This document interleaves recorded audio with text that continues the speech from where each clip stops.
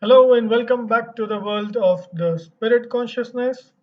This is the book study session on the astral body and other astral phenomena, which has been authored by AE Powell. We are now in the beginning of the fifth module, which deals with chakras, the atomic web, and the Kundalini, which is spread across chapters 5 and 6 of the book. In this particular section of this module, we will be discussing chakras, which is part of chapter 5. So in this particular module, it's broken down into chakras, the atomic web, and the Kundalini. So dealing with chakras first is what this session will cover. This session is divided into the definition, the overview of etheric chakras, the introduction to astral chakras, the study of individual astral chakras, the communication on the astral plane, and the location agnostic nature of astral powers. Coming to the definition, so a chakra is a revolving disc or a wheel in Sanskrit. It indicates the force centers in humans and is present in all the bodies of humans and acts as a center point through which force flows from one vehicle to another and is closely related to the powers of senses of the different vehicles. So let's have a quick overview of the etheric chakras. So the etheric chakras are located on the surface of the etheric double and they're known by the name of the physical organ they are close to. Accordingly, they are the base of the spine chakra, which we also call the basic chakra, the navel chakra, the spleen chakra, the heart chakra, the throat chakra, the between the eyebrows chakra, which we also know as the ajna, and the top of the head chakra, which we also know as crown chakra or the sahasrara. So the three lower chakras are used for certain black magic purposes and hence will not be discussed. So just a quick thing, there are three lower chakras besides these which are used for black magic. The chakras of the etheric body are explained in detail in the etheric double. The student is requested to refer to that for further understanding. Coming to the introduction to the astral chakras. So the astral chakras are four-dimensional whirlpools. They are often located in the internal part of the etheric double and are like an extension but in a different direction from the etheric body. They correspond to the etheric chakras and are somewhat in harmony with them, though they are not always coterminous with the etheric chakras. However, some part of the etheric and the astral chakra invariably overlap. The astral chakras have the same name as the etheric chakras. So a sound understanding of the chakras from the etheric double is important. Understanding the etheric chakras will be very helpful in understanding the astral chakras. So let us study the individual astral chakras. So like we have the etheric chakras, the basic base of the spine chakra, the navel chakra, the spleen, the heart, the throat, the ajna and the crown. So let us quickly look at the base of the spine chakra. So the basic chakra of the astral body is the seat of the Kundalini or the serpent fire. So Kundalini is present on all planes and it activates the other chakras. So in the beginning, the astral body is a dull and powerless mass, and it has little or no consciousness of the world around it. The first step towards any activity was the awakening of the Kundalini at an astral level.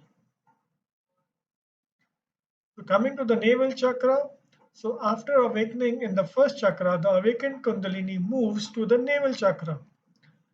The activated navel chakra gives rise to the power of feeling in the astral body. This includes receptivity to all kinds of influences. However, it is not as clear as hearing or seeing. The spleen chakra, the Kundalini then moves from the navel chakra to the spleen, and therefrom it activated the whole astral body. So one of its functions includes absorption of prana or the vitality force, which is also present on all the planes. So activating this chakra helps a person to undertake conscious astral travel. However, the recall of such a journey is only hazy at this point of time. Coming to the heart chakra, so it helps a person to understand and express sympathy towards the vibration of other astral beings so that she or he can understand their feelings by instinct.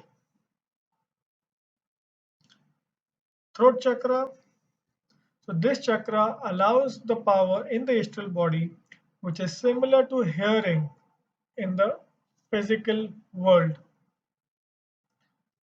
The ajna chakra, the functions of this chakra include the ability to perceive the shapes and nature of astral objects instead of only a hazy sense of their presence.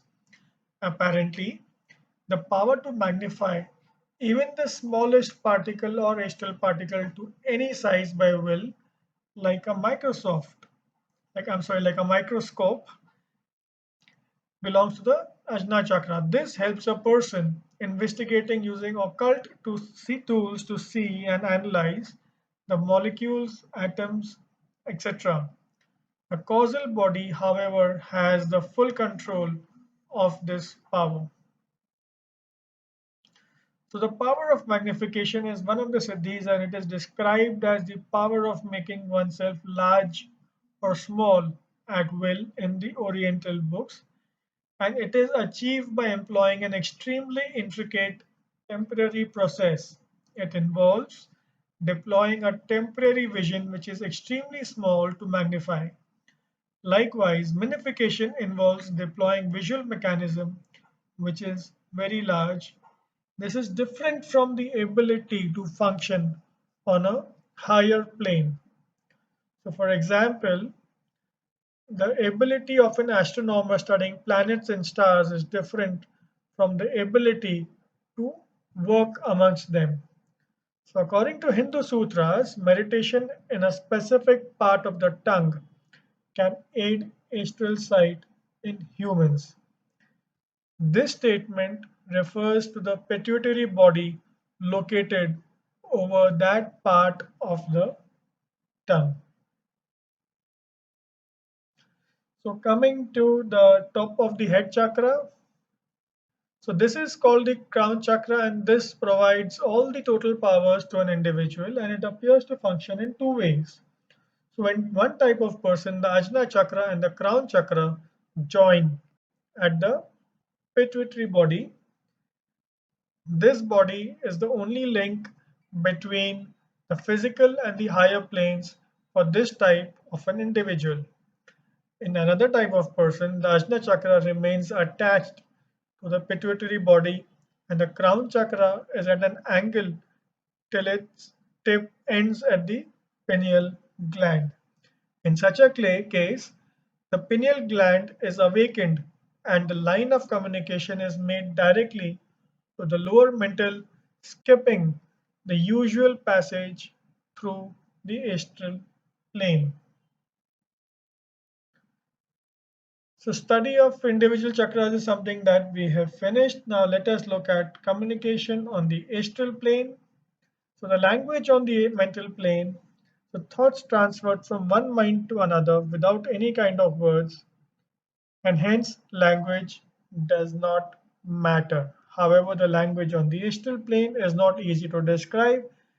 So it is sound as we understand on the physical plane is not possible on the astral or any other higher plane. So communication does not even take place through thought transference. So the closest way to understanding the astral plane language is that it is transferring thoughts in a specific way, which is somewhere between the language on the mental plane and the speech in physical. Yet it is important to develop the thoughts into words as both the planes need to have a common language. So finally coming to the location agnostic nature of astral powers. So like we have the specialized organs in the physical body, there is no such equivalent in the astral body. The astral particles are continuously in a state of motion like boiling water, and hence the particles in the astral chakras keep changing because all the particles pass through each of the chakras. They are given a specific power activated by each chakra for a specific purpose. For example, the power of hearing, the power of sight, etc. So it contains the power of response as a whole instead of a specific astral sense and specific astral parts. These senses are equally responsive in all parts of the body.